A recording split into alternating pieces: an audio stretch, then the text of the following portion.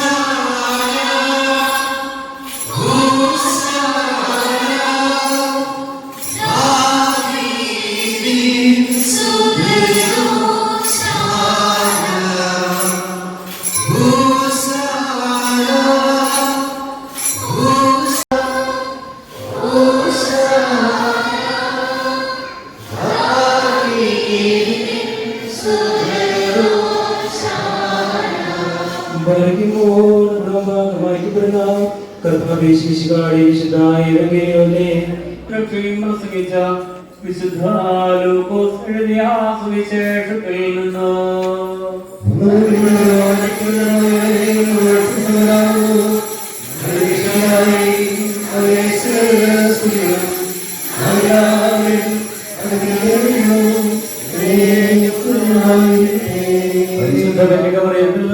ശരീരമെടുത്തവനും ദൈവത്തിന്റെ ജീവനുള്ള വചനവും നമ്മുടെ കർത്താവും ദൈവവും രക്ഷകനുമായ യുടെ ലോകവാസകാലത്ത് ഇപ്രകാരം സംഭവിച്ചു.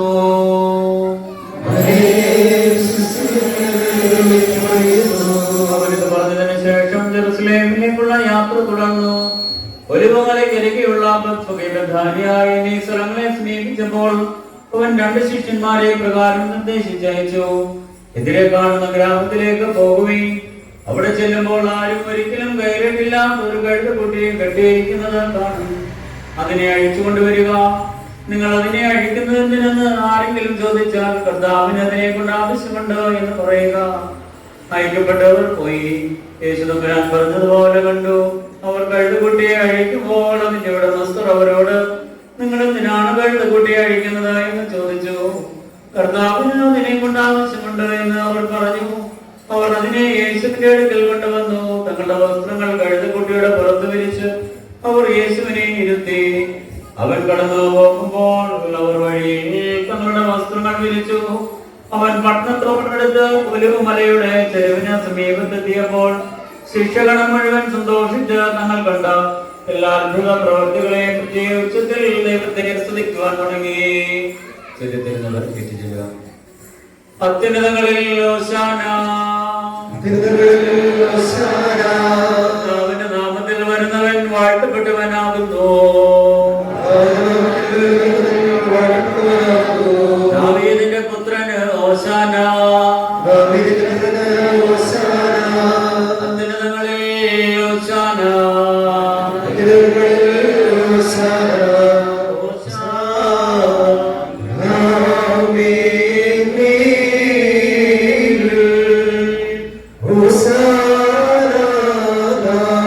He the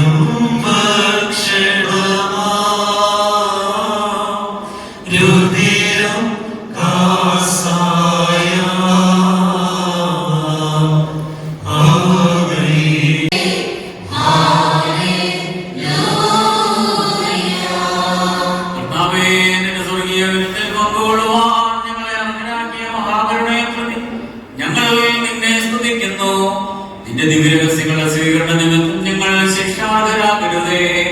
പിന്നെയോ നിന്റെ പരിശുദ്ധാത്മാവിനോടുള്ള സംസർഗത്തിന് ഞങ്ങൾ യോഗ്യരായി തീർന്ന് ആദ്യം മുതലുള്ള സകല നീതിമാന്മാരുടെയും കൂട്ടത്തിൽ ഓഹരിയും അവകാശവും പ്രാപിക്കുവാനിടയായി തീരണമേ. ഞങ്ങൾ നിനക്ക് നിന്റെ ഏകജാതനും ഉത്തമനും വന്യനും ജീവൻ നൽകുന്നവനും സാരാംശത്തിൽ നിന്നോട് സമനുമായ നിന്റെ പരിശുദ്ധാത്മാവിനും ഇപ്പോഴും എല്ലാ സമയത്തും